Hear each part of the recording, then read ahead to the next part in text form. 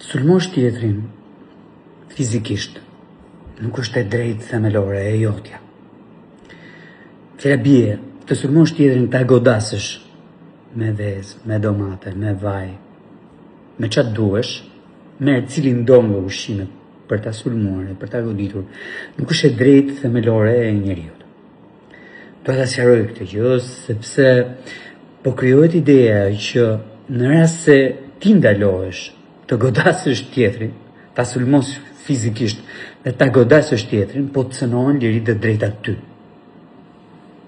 Ja.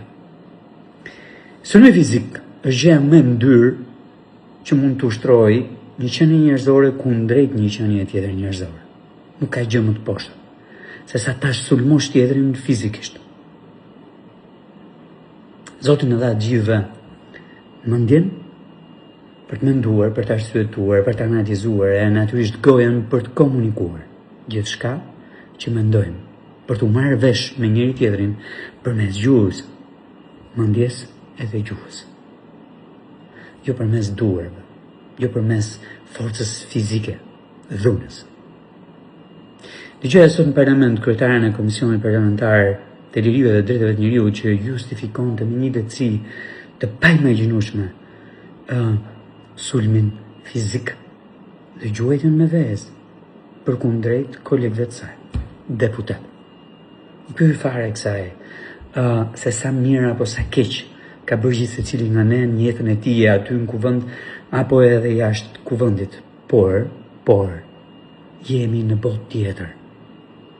Në botën kur të bësh keq, të bësh faj, ndëshkohet nga politikisht deri penalisht. Është një botë tjetër, është një kulturë tjetër ajo ku ti ndëshkohesh për atë që di, për atë që thua, për atë që mendon, për atë që thua, e për atë që bën me gur. Ishte një kohë tjetër ajo ku e afërta, nuk është e largët në kohë, ku për të thënë atë që mendoje, për të kundërshtuar, e kështu me radhë, të qëllonin me armë. Dhe të vrisnin, dhe kam vrarë. Kështu që kjo lehtësia e paimagjinueshme për të justifikuar